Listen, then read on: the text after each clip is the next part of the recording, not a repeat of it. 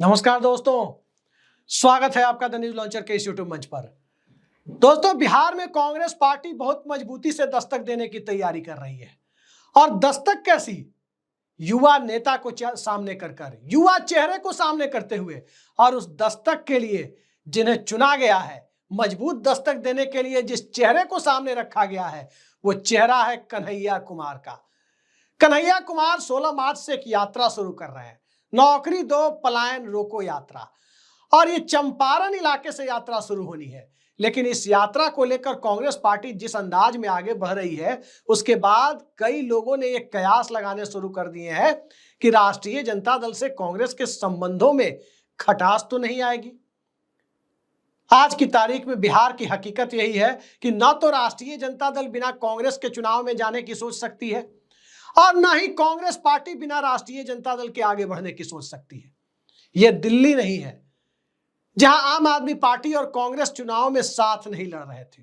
यह बिहार है, और बिहार में प्राथमिकता भारतीय जनता पार्टी को रोकना नहीं है, बल्कि बिहार को भारतीय जनता पार्टी के हाथ में ना जाए, यह स्ट्रेटजी सामने रखकर, चाहे वो बीजेपी के साथ चुनाव लड़ रहे नीतीश कुमार हो, चाहे बीजेपी के विरोध में चुनाव लड़ रही कांग्रेस पार्टी, लेफ्ट पार्टी और राष्ट्रीय जनता दल हो, सबका एक कॉमन एजेंडा है कि बिहार भाजपा के हाथ में न जाए। और बिहार भाजपा के हाथ में न जाए, उसके लिए कांग्रेस पार्टी अपनी तरफ से कन्हैया कुमार को आगे कर रही है। तो क्या ये बिहार के इलेक्टोरल कॉलेज को, क्या बिहार के वोटर्स को ये लुभा पाएगा? दरअसल पिछले विधानसभा चुनाव पर नजर डालें, एक युवा चेहरा चिराग मॉडल का भरपूर फायदा उठाता हुआ नजर आया, तेजस्वी यादव का चेहरा। सबसे बड़ा मुद्दा क्या था जो तेजस्वी यादव के पक्ष में काम कर रहा था? तो वो मुद्दा था पढ़ाई, दवाई और कमाई का नारा।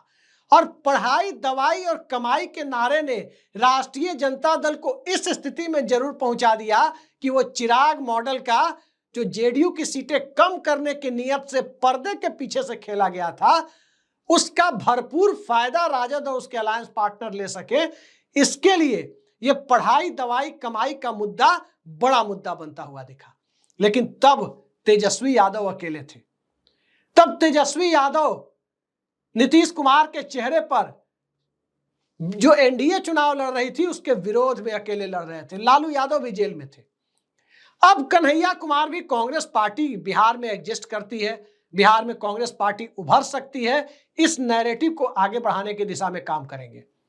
16 मार्च से यात्रा शुरू होगी और उसके पहले 12 मार्च को, यानी कल ही, दिल्ली में बिहार भाजपा के नेता राहुल गांधी से मुलाकात करेंगे।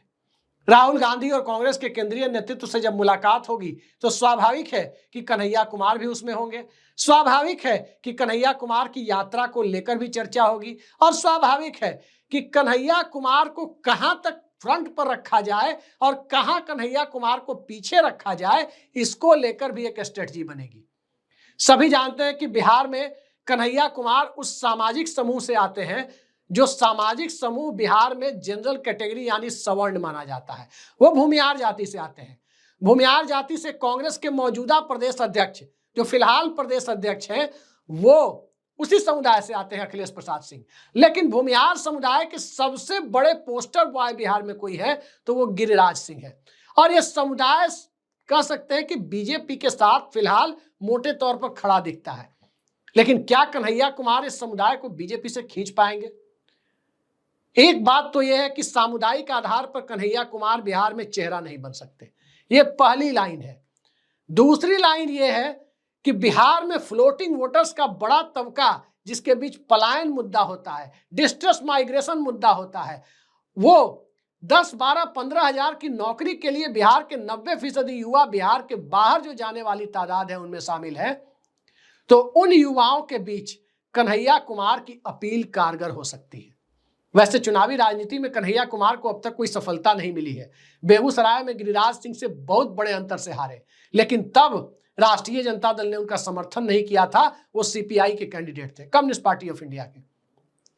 दिल्ली में इस बार मनोज तिवारी के सामने उनकी चुनावी हार हुई है। लेकिन चुनावी हार और जीत से किसी चेहरे का आकलन नहीं कर सकते।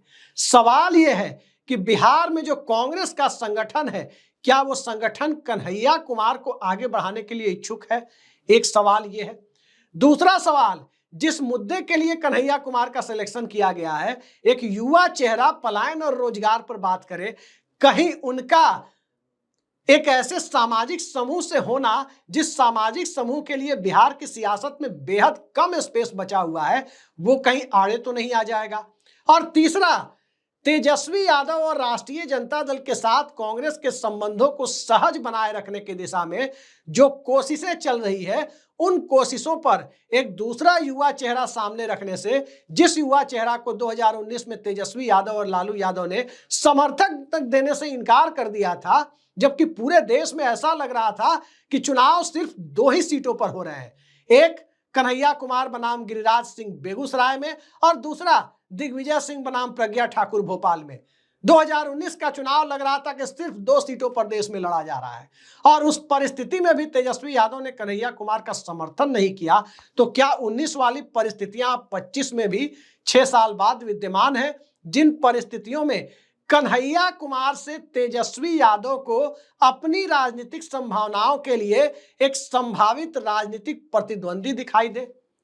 तेजस्वी यादव को चिराग पासवान में प्रतिद्वंदी नहीं दिखता, तो स्वाभाविक है अब की परिस्थिति में 2019 की परिस्थिति जो नहीं है अब, उसमें कन्हैया कुमार में भी प्रतिद्वंदी नहीं बल्कि एक सप्लीमेंट्री, एक राजनीतिक पूरक दिखाई देने की संभावना ज्यादा दिख रही है।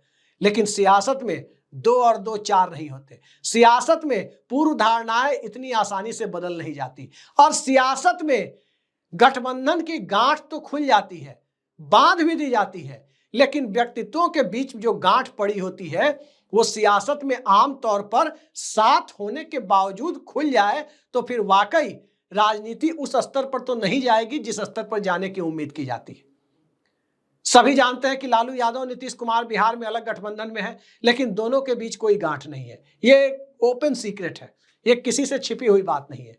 सभी जानते हैं कि बिहार की राजनीति में चिराग पासवान को नीतीश कुमार पसंद नहीं करते। ठीक इसी तरह तेजस्वी यादव और लालू यादव कन्हैया कुमार की राजनीति को लेकर वो पसंद करें या ना करें, थोड़े सशंकित जरूर रहते हैं। लेकिन क्या उस फेज को लालू यादव और तेजस्वी यादव ने अब किनारे करने का मन बना लिया है? इस सवाल का सबसे बड़ा जवाब कांग्रेस पार्टी की तैयारियों में दिखाई देगा कि 16 मार्च से जब चंपारण के भितिहरवा आश्रम से, जहां से महात्मा गांधी ने 1934-35 के दौर में महात्मा गांधी और कस्तूरबा गांधी ने एक बड़ा संदेश दिया था बिहार में बड़े भूकंप के बाद, उस आश्रम से निकलने वाली यात्रा पर बिहार के कांग्रेसी कैसा नैरेटिव सेट कर पाते हैं, और क्या वो नैरेटिव भारतीय जनता पार्टी के वोट बैंक में सेंध लगा पाएगा? क्या वो नैरेटिव बिहार में इंडिया गठबंधन या महागठबंधन जो भी कहे उसके वोट बैंक में इजाफा कर पाएगा? और क्या वो नैरेटिव नीतीश कुमार की सरकार और नीतीश कुमार यदि चुनाव के समय तक भी इंडिया अलायंस के साथ नहीं आए तो क्या इतना ताकत दे पाएगा जिससे तेजस्वी यादव को जो थोड़ी बहुत कोर कसर रह गई थी 2020 में वो इस बार पूरी हो जाएगी? ये एक यक्ष प्रश्न है जिसका जवाब हम अभी आपको नहीं दे सकते, कोई भी नहीं दे सकता, क्योंकि बिना यात्रा शुरू हुए, बिना उसका रिस्पांस देखे, बिना परिस्थितियों को समझे उस पर कुछ नहीं कहा जा सकता। लेकिन कांग्रेस पार्टी ने जहां एक तरफ पप्पू यादव, जो औपचारिक रूप से कांग्रेस के सदस्य अभी नहीं है, हो भी नहीं सकते क्योंकि संवैधानिक प्रावधान ऐसे हैं कि निर्दलीय चुनाव गया व्यक्ति विधानसभा या लोकसभा में किसी दल के समर्थन में तो बैठ सकता है, लेकिन दल बदल कानून के नए प्रावधानों के तहत वो सदस्य हो नहीं सकता, लेकिन साथ में तो है कांग्रेस के। तो पप्पू यादव और कन्हैया कुमार का चेहरा क्या बिहार में कांग्रेस पार्टी के पुराने दिनों को लौटाने में एक मील का पत्थर साबित होगा?